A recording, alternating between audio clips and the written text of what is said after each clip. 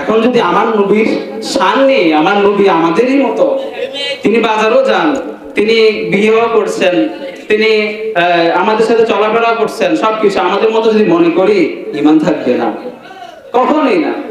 আমার আল্লাহ তাআলা ওয়ারাফা'না লাকা যিকরাক, এটা তাফসীরে বলছে কি, হাইতু মা যুকিরতু মাই, হে নবী যেখানে আমার নাম সেখানে আপনার নাম।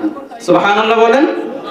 যেমন কালিমাতে কালিমা পড়তে হলে কি বলতে হয়? লা ইলাহা ইল্লাল্লাহ মুহাম্মাদুর।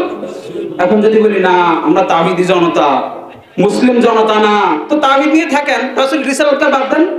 আল্লাহ বাদ দিবেন না। আজানে রাসূল সাল্লাল্লাহু আলাইহি ওয়াসাল্লামের নাম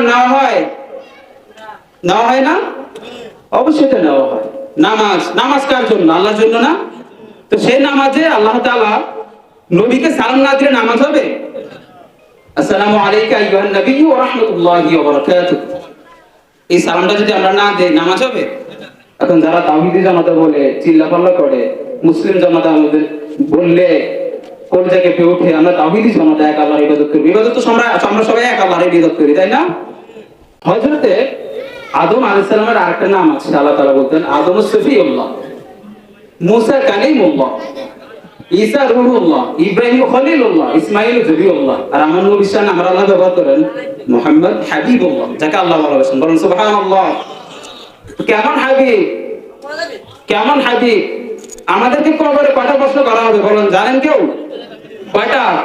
3টা। প্রশ্ন কিন্তু প্রকাশ হয়ে গেছে, উত্তর কি? উত্তর হচ্ছে আমল আর মহব্বত। তো সেখানে একটা প্রশ্ন করা হবে, মান হাযা রাজুল, অথবা মান নবিয়ুকা, তোমার নবীকে। এখন যদি আমার নবীর শান নেই, আমার নবী আমাদেরই মতো, তিনি বাজারও যান, তিনি বিয়েও করছেন, তিনি আমাদের সাথে চলাফেরা করছেন, সবকিছু আমাদের মতো যদি মনে করি, ঈমান থাকবে না, কখনোই না। ঈমান থাকবে? কখনোই তো ঈমান থাকবে না।